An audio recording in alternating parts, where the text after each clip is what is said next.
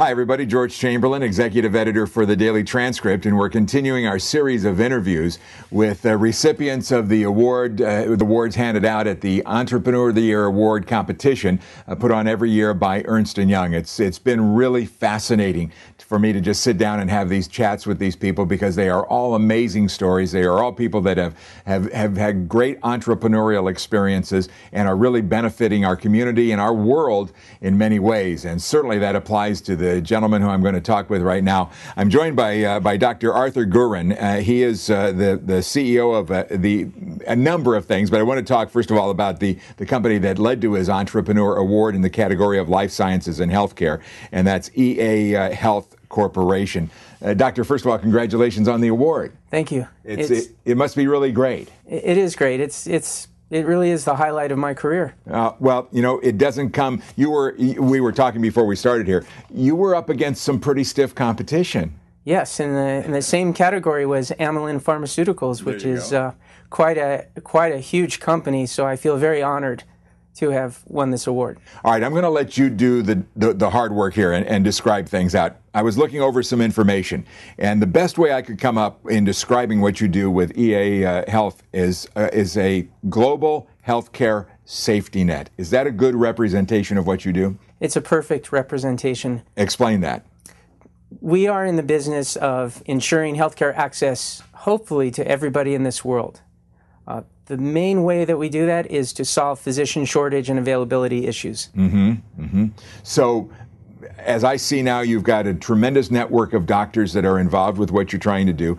How do you get over all the various hurdles that are involved with this? And the number one thing that comes to my mind are dealing with the cost and the insurance issues. Absolutely.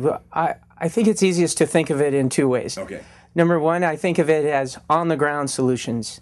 And what is very important these days is to get doctors paid fairly for what they do. Okay. And in that way, I feel like our company is somewhat of a Robin Hood. We try to get the money to the people who actually provide the services. So on-the-ground solutions in terms of taking care of the doctors, we are very much involved in their revenue cycle management, getting them paid fairly and actually guaranteeing payments for them, especially so that they are taking care of patients regardless of the patient's financial status. How do you do that? How do you do what you just said?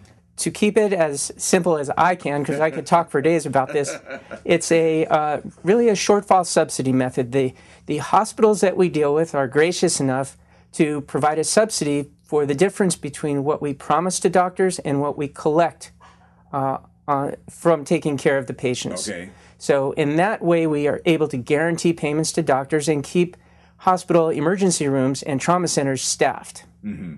We also have, and you're very correct in picking up on the crux of the issue, which is payment issues. Sure. There is also another significant aspect to what we do, which is our telemedicine, what I call in-the-air solutions. Yes. And there's a severe shortage of physicians throughout the country and the world. We don't feel it here in San Diego because we're a very physician-dense local environment, but actually there are 700,000 actively licensed physicians in the country and a need for about 1.5 million. Wow. So there's a definite shortage, and that balance is further skewed out throughout the entire world. So what we're trying to do is essentially beam doctors in to places where there are physician shortage and availability problems. The telemedicine side is obviously where we see a lot of work being done in San Diego County to develop that a little bit further and to see it grow even more through the West Center and other things like that. But this is where technology comes into play, and you're serving very rural areas in most cases with this kind of service, right? Absolutely. We're serving rural areas, underserved areas. We are into 5 countries in Africa, including, let's see if I can remember them, Liberia, Congo, South Africa, Sierra Leone, and Gabon. Okay. Now, you have a day job, too, on top of all of this. Explain what you do during the day. I do. I'm also responsible for running the Sharp Memorial Emergency Services, which I'm very proud to do. Sharp Memorial Hospital, in my mind, not to say anything negative about any of the other wonderful healthcare systems in this county, but Sharp Memorial is really where I grew up and learned how to take care of patients, where I learned how to take care of a small medical group, And actually, the emergency group that I run started off with 6 doctors. Now we're up to 28. So I have an experience from the ground up of taking care of patients to managing a group of doctors, 28, to now taking care of really thousands of physicians through EA Health Group. We are the second largest medical group in the country right now. Wow. So did EA come out of your experiences working at Sharp? Is that where the germ for the idea came from? Yes, absolutely. There's a need to guarantee payments to doctors. Doctors need to get paid for what they do to support their practices. We're not talking about enriching physicians. It's just let's get them paid fairly. And if they're paid fairly, they'll take care of patients and be on call, which is a very, very difficult job. You have to have obviously a supportive staff at EA because you run it as a business. So how has that grown over the years? What is your corporate structure right now? Our corporate structure is really designed to allow me to execute our mission and work on our vision. The people around me are the most important aspect of what we do, and they are actually the true recipients of this Entrepreneur of the Year award. Without them, I couldn't do this. My grandfather, who raised me, he was an ultimate entrepreneur, and he started a company called Jensen Industries a long time ago, and took it all the way to the New York Stock Exchange from just from scratch.